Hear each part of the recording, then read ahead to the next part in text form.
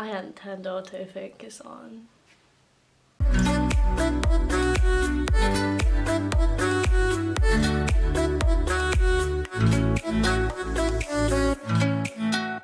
Hey guys, Hi. welcome back to my channel. So if you are new here, then welcome aboard. No. Hey guys, welcome back to my channel. If you are new here, then welcome. If you are just... Oh. Hey guys, welcome back to my channel. If you are new here, then welcome. Give me a subscribe. You know which button to do that with. And if you are returning, then welcome back. It is great to see you. So today's video is kind of a follow-on from last week's video. So if you haven't seen last week's video, then it will be in the description, and if I can link it like right now there, then I will, but don't count on my editing skills because they're poor. So yeah, that video was like a draw my life, my Oxford story. So it started when I was like year 10 and ended at me arriving to uni. If you are a subscriber, you will probably know about my first year life because I filmed it a lot. But I didn't really film it in second year, and so I thought I would do like a chatty life update starting from second year, discuss why like I didn't put many videos out that year, and talk about what I'm doing now, what I hope to do in the future. So if we rewind back to second year, in first term, I was really keen on getting videos out every week.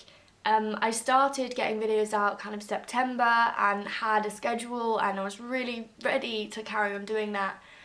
And then I got given work, and I just did not expect that jump from first to second year. I coped better with the jump from A-level to uni than I did with the jump from first year to second year. And I don't know if that was because like the content was harder, if I had higher expectations of myself. I don't know. So the work rate was the same. I guess I wasn't ready to come back from such a long break of not really doing anything to studying again.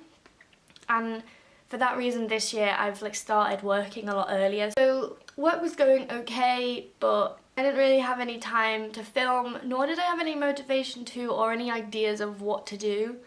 And it was just not going very well. At that point, I also got offered to work for the rugby league team.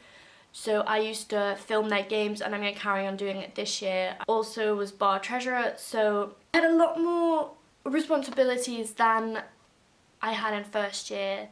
I was spending a good like 10 hours working on the bar every week, including like picking up orders, doing stocks, paying staff, working the shift. It got quite difficult, and I didn't have time to do any of this.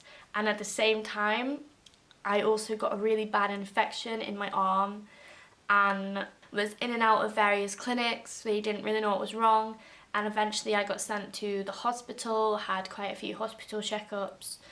Yeah, it wasn't great. I was on several rounds of antibiotics, but before that I'd started getting really feverish, and you just can't you can't focus on anything other than what you have to do like that.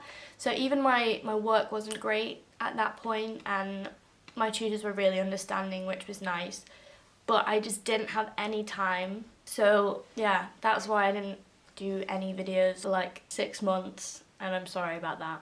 I couldn't help it. I had to concentrate on getting myself better, and I am better. So from like the end of Michaelmas term, I then worked at the interviews at St Peter's College. So I was helping interview candidates go to and from their interviews, getting them settled in, etc. That was really lovely. I was in a house last year, so I could stay a lot longer. I didn't say that, but yeah, I moved into a house, and I think there's a couple of day in the life videos where I explain that.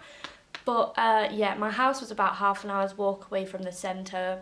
I really enjoyed it. It was a lot more expensive, which is why I needed to work the bar so much, so I couldn't have afforded it even with the bursary and like the loan from the government that I get. Yeah, it was just ridiculously expensive, and like you had to pay for bills on top of that as well, so that was an added stress. Like just having moved into a new house, getting ill, having all these new responsibilities, it was hard, but I adjusted eventually and really enjoyed it, particularly the summer term was so nice. We had a garden. Obviously it was super hot last year, and yeah, I revised outside, I wrote my essays outside, I read outside. It was just really nice. And then over summer I worked for Oxford summer courses. I had applied to work for Unique first, but I got rejected. Yeah.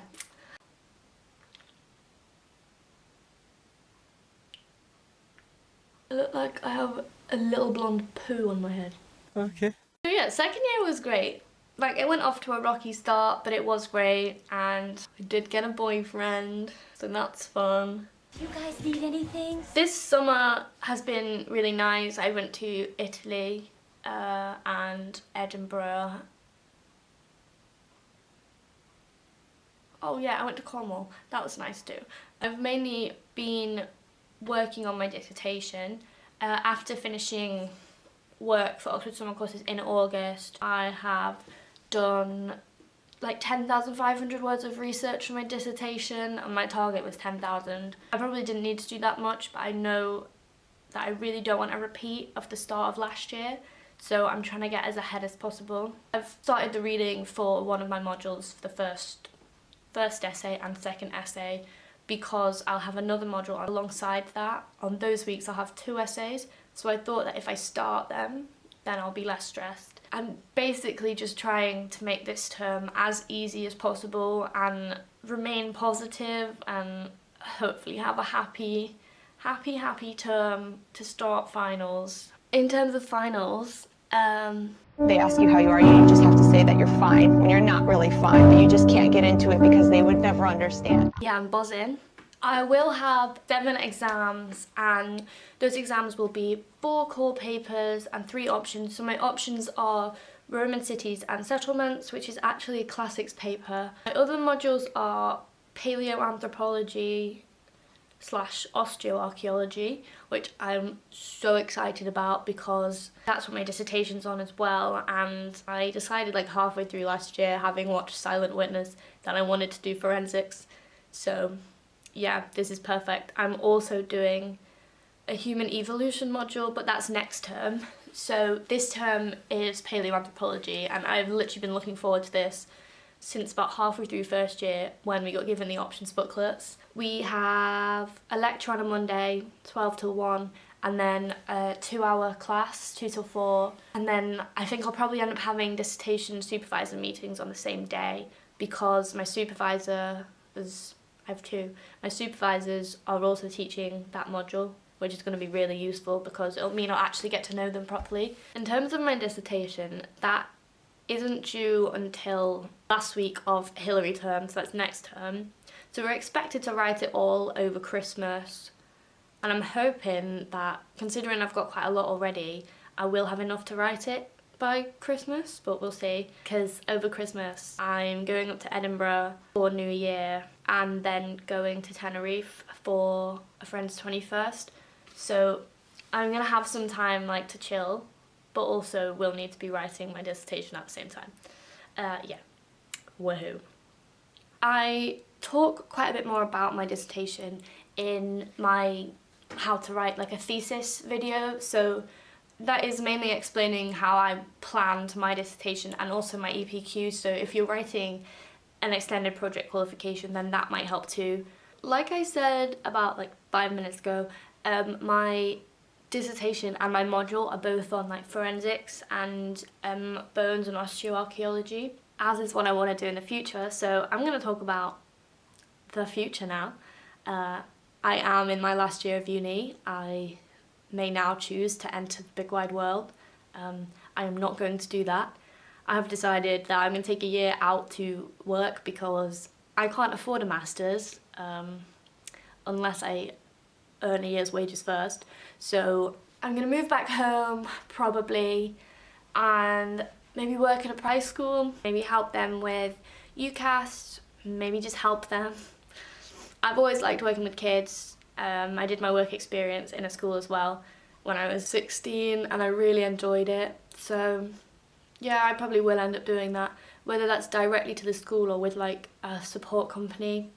I'm not sure. I have considered like graduate schemes, but they're mostly like managerial and I generally genuine